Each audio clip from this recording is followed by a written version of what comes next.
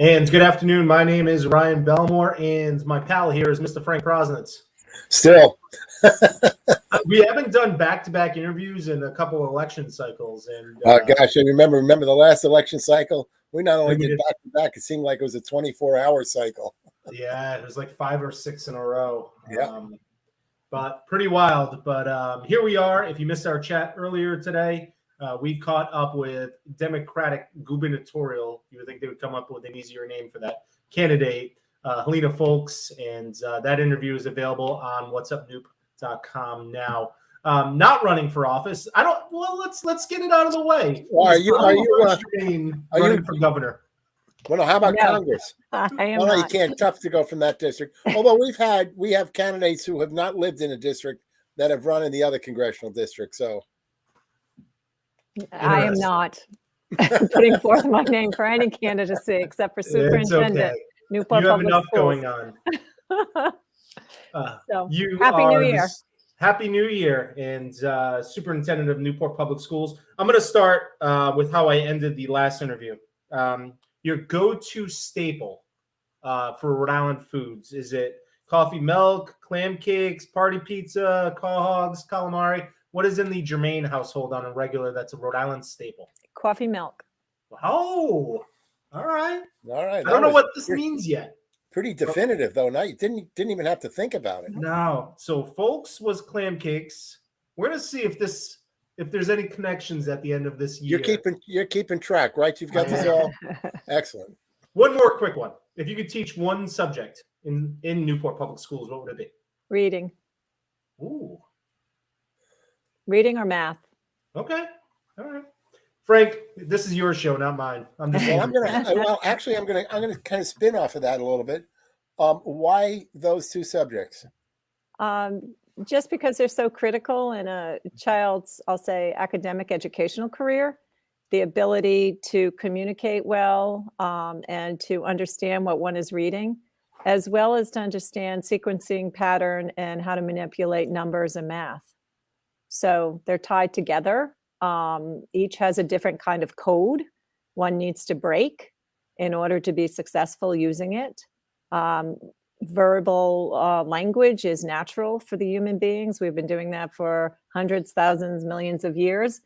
Reading is very different, and we actually have to retrain the brain to figure out how to read and to connect those letters and sounds together.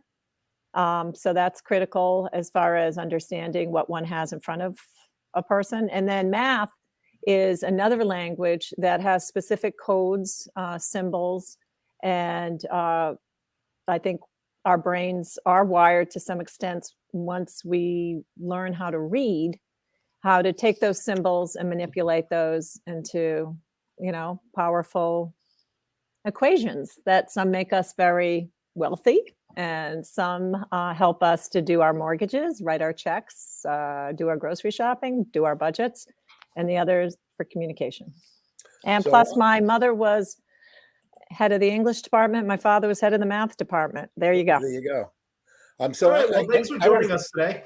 You're welcome. Bye. Are we done? No, I think that was a great answer. I want to spin off of that just a little bit and then get into some specifics. Sure. So in terms of reading, because I love to read, sometimes I read 3 books at the same time, not quite at the same moment, but I have 3 of them going, one for pleasure, one for work, and one for just a nonfiction of one sort or another. How has social media, how have audiobooks impacted the ability for kids in particular, but for people in general to read in general, or read a lot, read well? Right. So you froze. I froze. One of us froze. Yeah, just for a second. I heard part of that, and so I want to know that just the impact that social media and audiobooks have had on our ability to be good readers.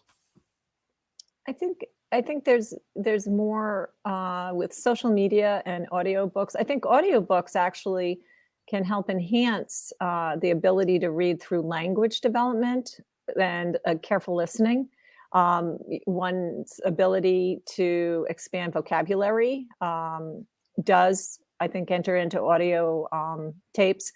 As far as social media is more of a visual, in my world, is more of a visual medium that requires one to understand how to communicate over that medium with social media, whether it's texting, whether it's what we're doing right now online and Zoom and podcasts. So as far as the ability to read, and at least how I grew up, there are different skill sets one needs to apply. Reading is more, in my world, an independent self-choice, but it's a necessary skill in order to be successful and understand what's going on around you in the world.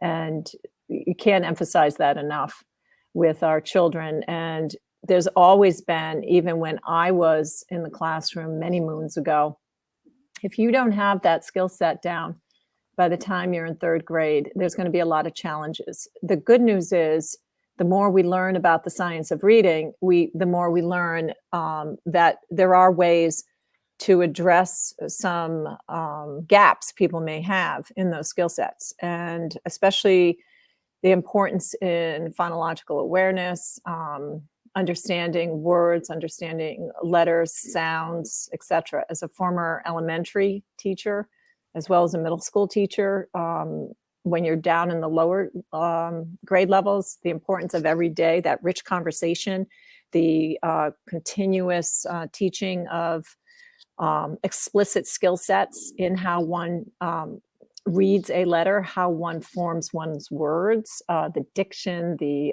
articulation is so important. Understanding those, we used to call them family words, or prefixes, suffixes, all of the above is so important. And then the comprehension level comes in with literacy knowledge and understanding the structure. That's where you get into grammar and the analysis, and so that the sentence does make sense. So I don't know. I'm going to bore your listeners if we're going to say. No, that's right. I find it somewhat fascinating. Let me switch gears to what's going on in Newport. And start with the obvious question we always start with in school construction. The mayor indicated, was it last week, that she thought that the projections for the high school were a $12 million shortfall. Well, we haven't, as a matter of fact, I just left the meeting where we're starting to get hard numbers on the Rogers High School project. We are aware, because we've had I'll say a dry run with the Pell project.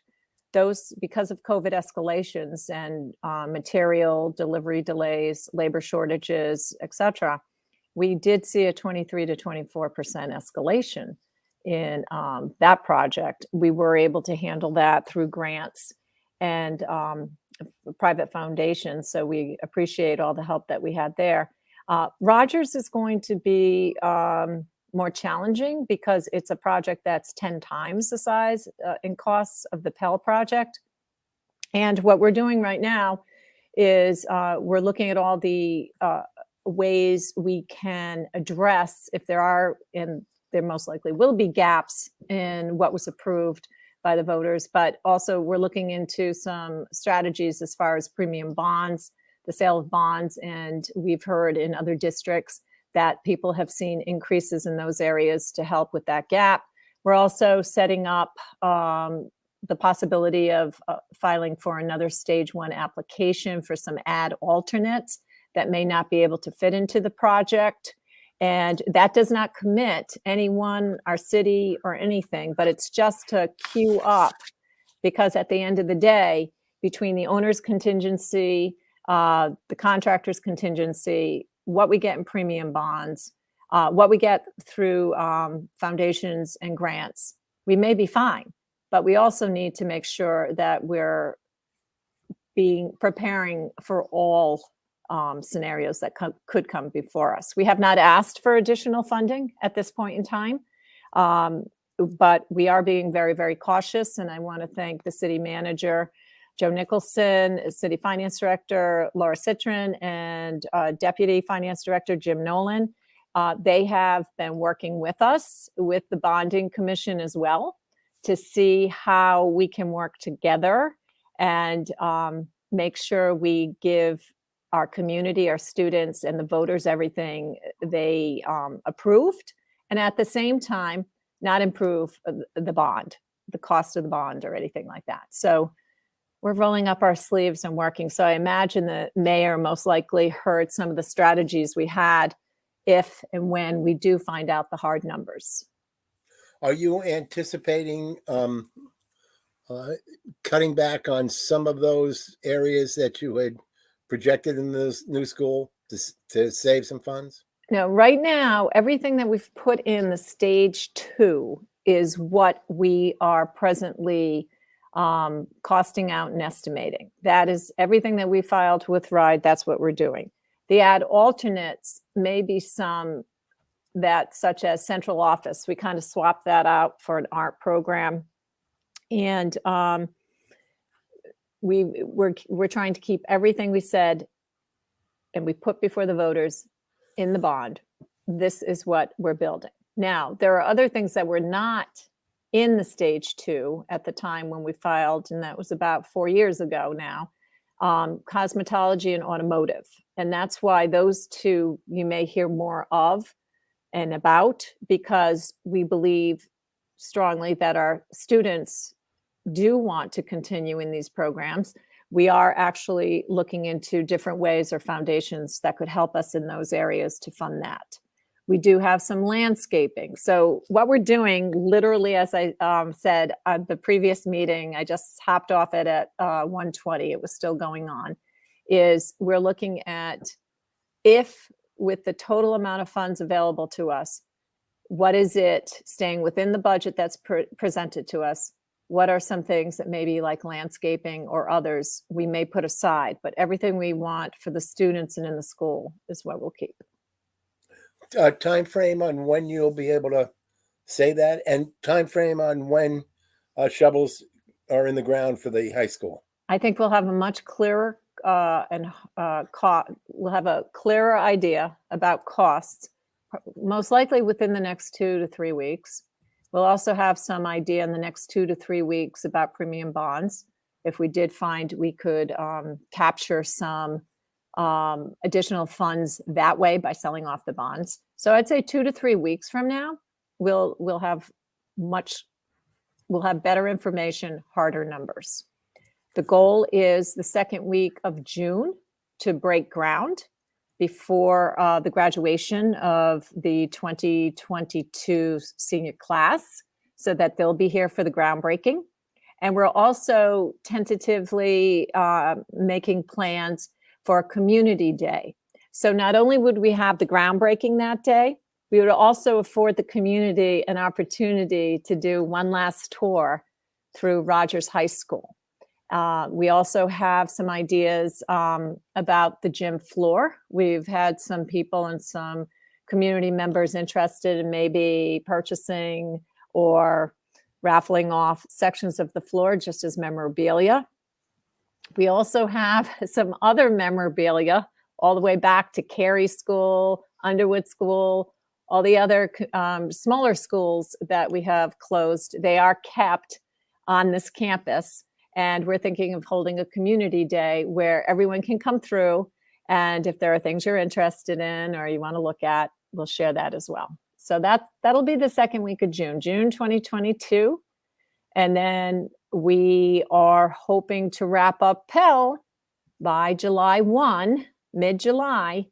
And then in late August, we'll open the doors to the new addition and welcome center. That's a lot of exciting things going on. It is. It's a great time. Every day is an adventure. And then we have all these other things going on. So talking of adventures, COVID has been quite the adventure. It has. How have the kids fared, and how far behind are they than if there were no COVID?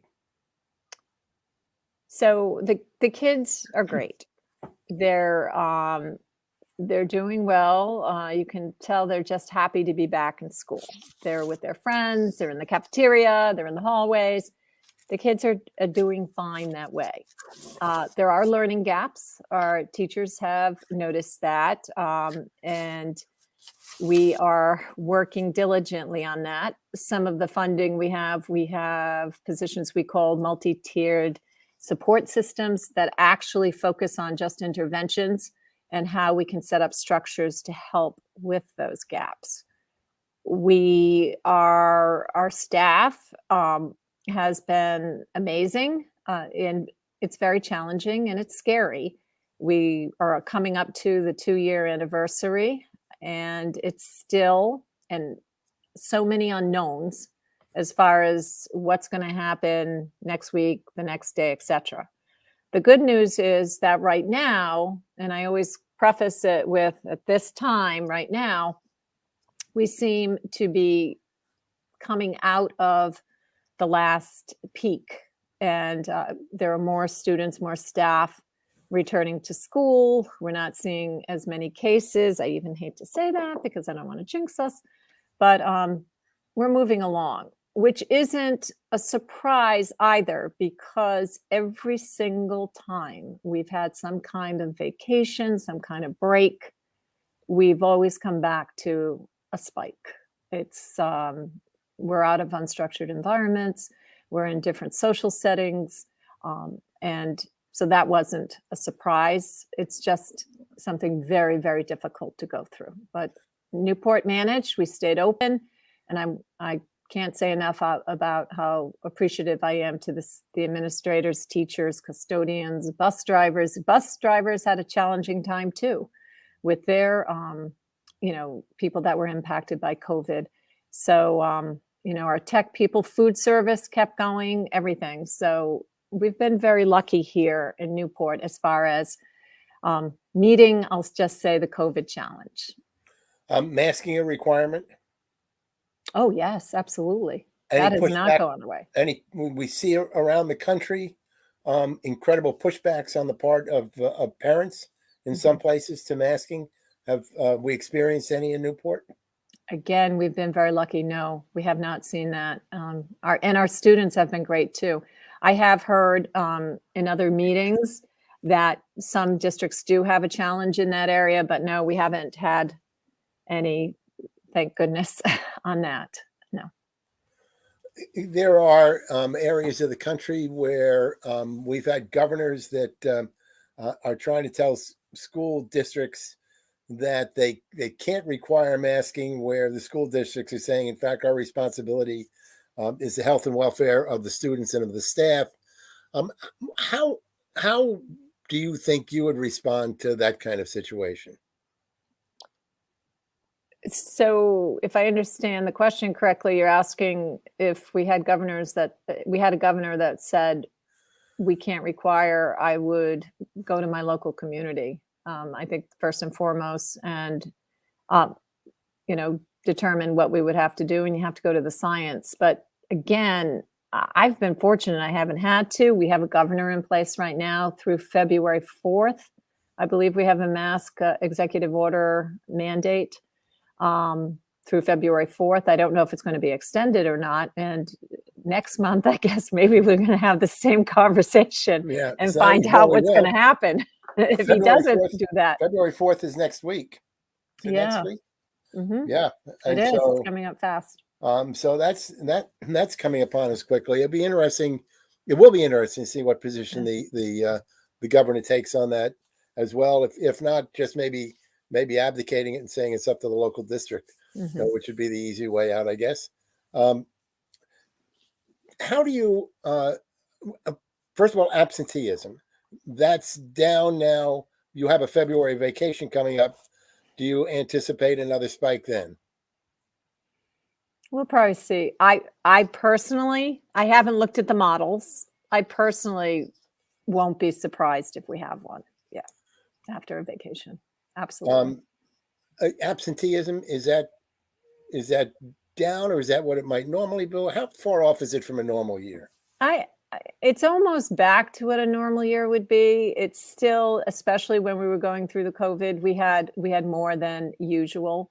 But again, we usually, and I can remember this from when I was a classroom teacher, it's almost like in January and February, you start to get the flu, you start to get the colds, you get everything. And students do have a tendency during this time of year to get a little bit more sick, I'll say, or have illnesses. And then it used to be, as a classroom teacher, it was like when February came, vacation used to always be like, oh, great, can kind of clean out the building, get it all spruced up, and clean out the germs. So it's about the same. It's not drastically different, I'll say right now.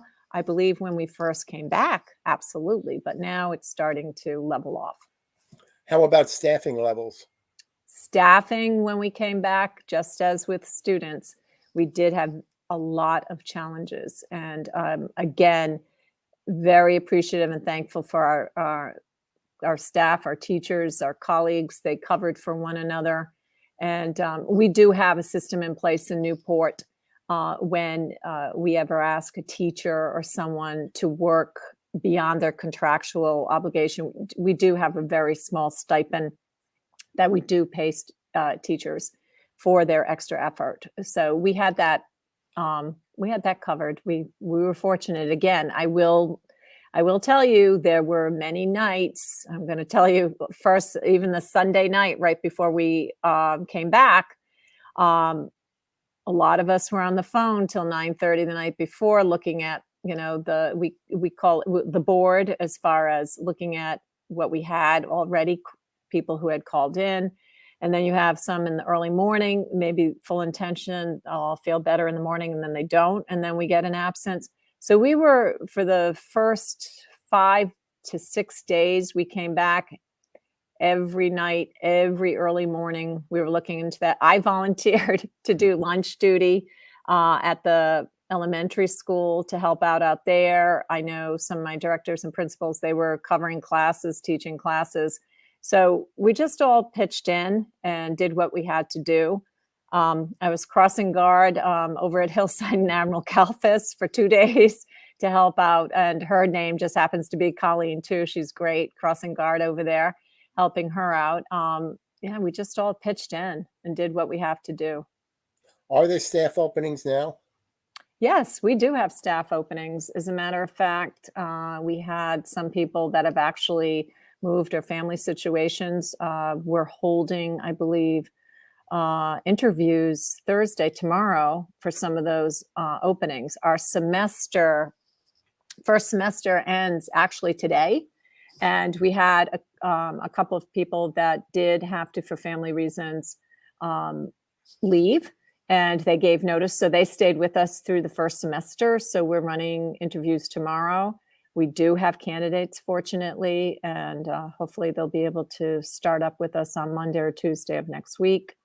And I know we have at the elementary school, we have some paraeducator positions available. I believe we have a couple of special ed teaching positions, and we do have crossing guards. Any teaching positions per se other than special ed? Yes. Well, we have long-term subs right now in 2 of our elementary positions. So we have those covered.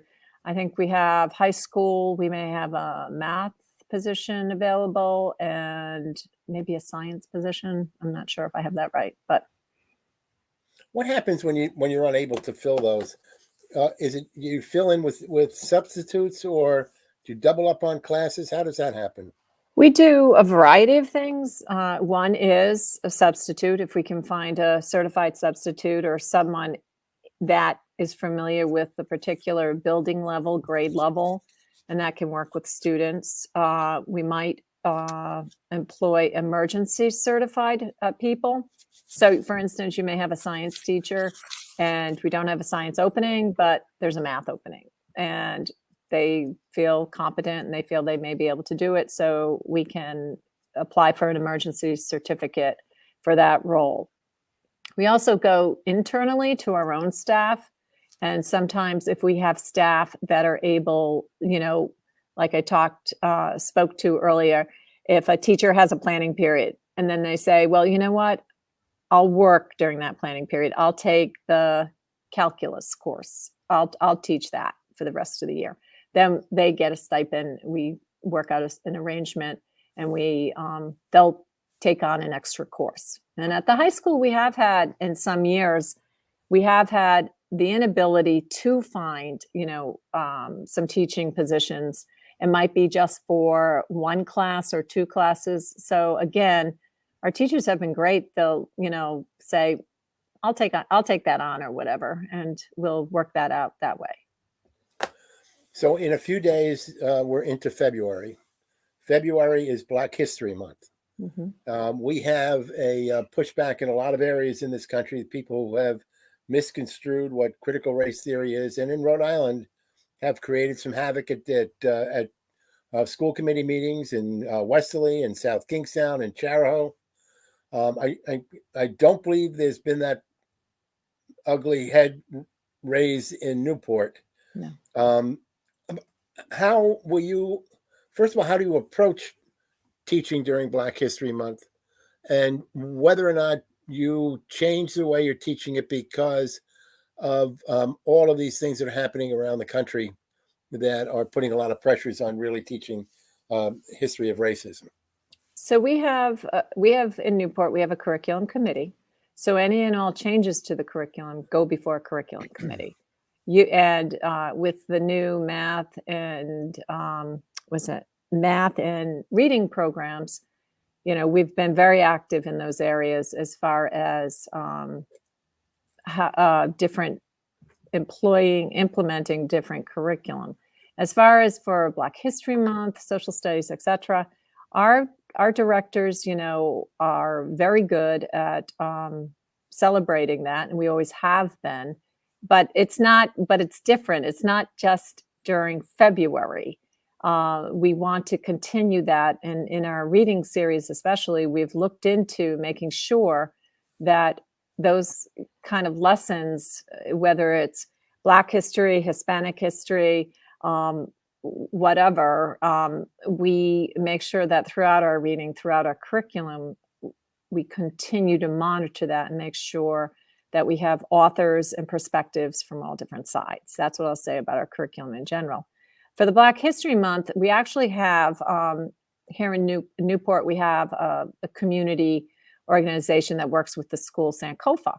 And they're actually putting together right now, Nico Merritt, Ellen Pinnock, even with my assistant principal at the Thompson, Nick Fuckerott, they're putting together, which looks like a really great idea, just kind of from the community partnership perspective. They'll be putting out daily announcements or daily readings, something you see very similar on television when they speak about a certain person or someone in history. And for Black History Month, they're looking at that. That's from a community perspective, they're doing that. But we do have special assemblies at each level, whether it's my grade level teachers at the elementary, or whether it's the social studies chair. Well, she's not a chair, she's called liaison at the middle school, and my chair at the high school. They all implement different programs according to the approved curriculum.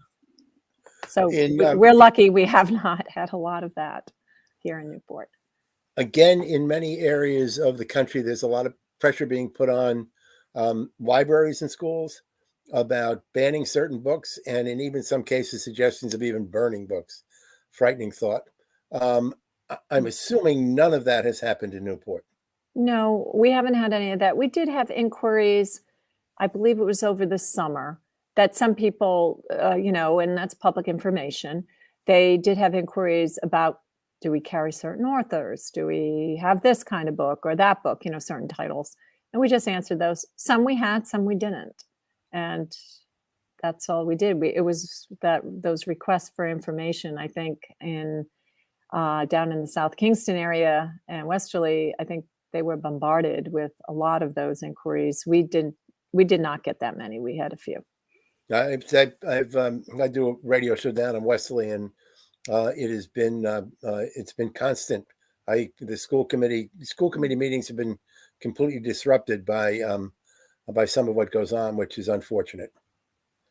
but it's good that it doesn't happen in Newport, which has a rich history in racial diversity and a lot to be learned from what goes on in the community. Yes, absolutely. And we need to continue for all of us. So you should be in the early part of your budget process, or maybe even further along than that. We are. We just, as a matter of fact, yesterday afternoon, we did a draft with my director of finance, administration and finance, Ronnie Gonzalez, and my subcommittee chair, Louisa Boatwright, and the subcommittee. So we did go over preliminary figures.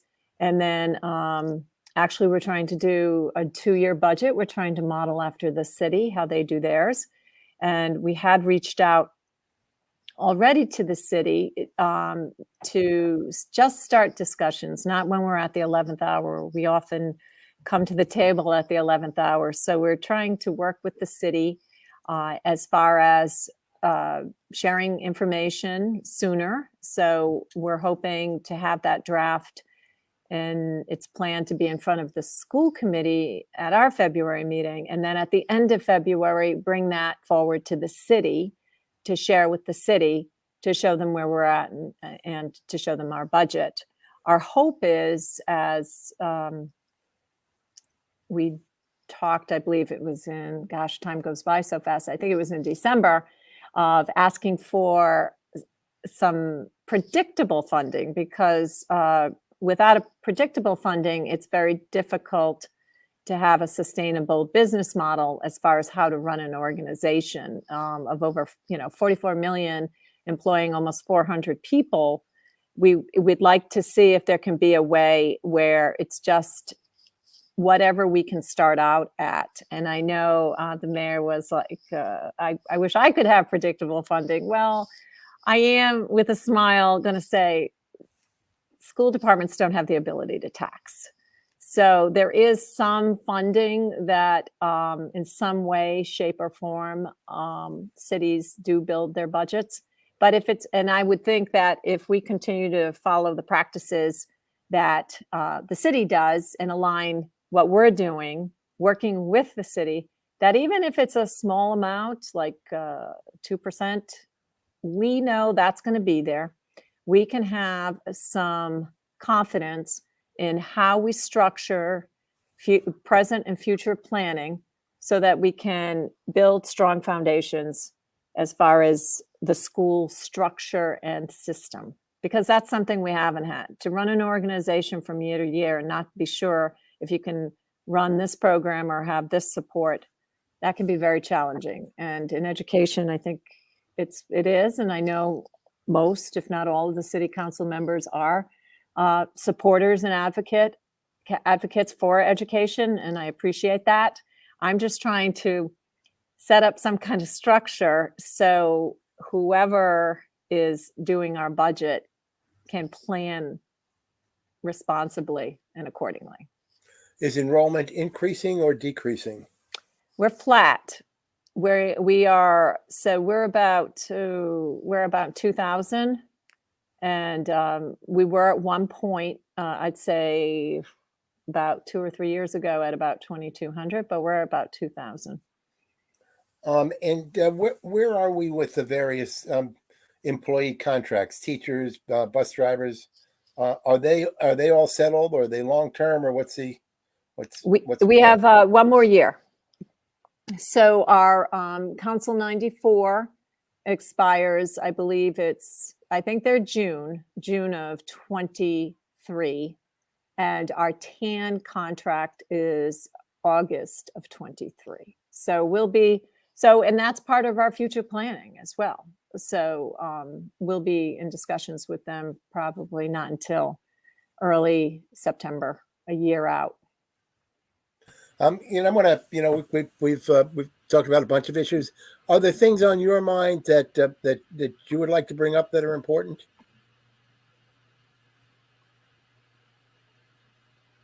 I think that question was for you, Colleen. I think everyone froze on me. Yeah, all right. My question was, I got a black screen and a swirly. So my question, Colleen, was: are there other things that you would like to mention this afternoon? Just that we're one day at a time. Every day is an adventure. And we'll, continue to put our best foot forward and do what's best for the students, staff, and community of Newport. We're very excited about our school building projects. And we're looking forward to working with the city to just build a great community. So I don't have any big items except for that right now. So have you talked to Jay Leno about the No, I have not. He's avoiding me. I have to say, Donald Osborne has been wonderful, and he did an amazing, I don't know if you've seen the NACTAC video we send out for our Career and Tech Center. Oh, I should mention that. March 1st, all the applications need to be in. But we do have some great video and kids on the video sharing what they're doing in our Career Tech program. Our Career Tech program is very successful. 95% graduate on time. And we'll have some exciting news. We're going to have a signing in about 2 weeks or 3 weeks for one of our students in a local business here. And that is becoming more and more popular for our families, which is great because they'll graduate with a skill and a high school diploma and or an associate's degree and college credits. So, the team down here at Rogers, Principal Vance, Director Young, Mr. Monahan, Assistant Principal, they're doing an amazing job down here. They really, really are. You had an event a week or two ago. How did that go? Oh, we had 120, I believe. Wow. And that's 120 families. And that's not even all the Newport families. And that was when, we had to, during the peak, when we came back, the masks and everything, but we had a lot of people here that night. So we're very excited. That's very good. Thank you. I'm going to try a segue here, Frank. Okay, go seg. I just want to preface segue. The chair of the state's school building task force is Seth Magaziner. Is that correct? Is he still? That is correct. All right. He was running for governor, but during your conversation, he announced his run for Congress. He did that? Interesting. Wow. So he is formally announcing at 3 p.m., but he is announcing his candidacy for Rhode Island's 2nd Congressional District. Maybe you could talk, the chair of the state school building task force. I imagine that Newport and maybe that task force is still working close together. The school building committee, I think you may be referring to our school building committee with our co-chairs, Louisa Boatwright and Rebecca Boland. Yes. Yep. Yes. Oh my gosh. Yes. I see them sometimes more than I see my husband. Yes. Yes. Definitely. We're 24/7, really, with 2 projects going on. And those 2 women are unbelievable. And the weekends, everything. But that's still going on. Seth Magaziner actually helped tremendously as far as the school building bond funding. And the next phase, I believe he with Governor McKee are going to do something as far as offering another $250 million, or they want that on the bonding for the state to vote on. But I have to say, without those incentives and all the hard work, we wouldn't be where we are with the Rogers Project or Pell. So we're very, very fortunate. And yeah, he's been a great asset as far as the school building authority and putting in the regulations and making the funding available to school districts. Thank you for helping me with that segue. You're welcome. That's it, Frank. That's all I've got today. Colleen, we really appreciate you coming on monthly. I think it's a great service to the community, and you're doing great things in the schools, and good luck. All right. Thank you very much. And I appreciate it. I don't have Jay's phone number offhand, but it's an automotive. When we have those hard numbers in 2 to 3 weeks, then I can knock on the door. I'm ready. There you go. All right. She is Superintendent Colleen Burns-Jermain, Newport Public Schools, and we thank her for taking the time to chat with us today. She joins us every single month around this time, and if you missed the conversation, you can share it. You can find it on our website. But Frank, I do have that breaking news about Mr. Magaziner up on whatsupnewp.com now. Yeah, no, if you wanna read it. yeah, lots to digest with that. In which of the Democratic gubernatorial candidates will benefit the most? And if you would have given it to us a half hour earlier, We could have asked. It would have we been. could have asked. What's wrong with his timing? Yes, it came in at let's see here, 1:35. Yeah, that's all right. So just at the start of your conversation. But if you missed it earlier, that means there is maybe one less Democratic candidate, gubernatorial candidate, and we chatted with one earlier, so you can watch that now. Wait until tomorrow. There'll be more. That's it. Somebody will jump in. Yeah. All right, Frank. Great Thank you, job Ryan. with these two conversations today. It was good. Just for those who still are hanging on, if you have somebody that you would like us to talk to, they could be in Newport Public Schools. They could be anybody in the state, anybody in the region you think would be an interesting conversation, whether you know them or not, or if you would think that people would benefit off of a conversation with them, you can email me, ryan@whatsupnewp.com. Excellent. All right, Frank. Thank you. See you later. On behalf of Frank Prosnitz, as well as myself and all of us here at What's Up Newp, we want to thank Colleen, Jermain for joining us today. If you missed our conversation, you can catch it now on whatsupnewp.com.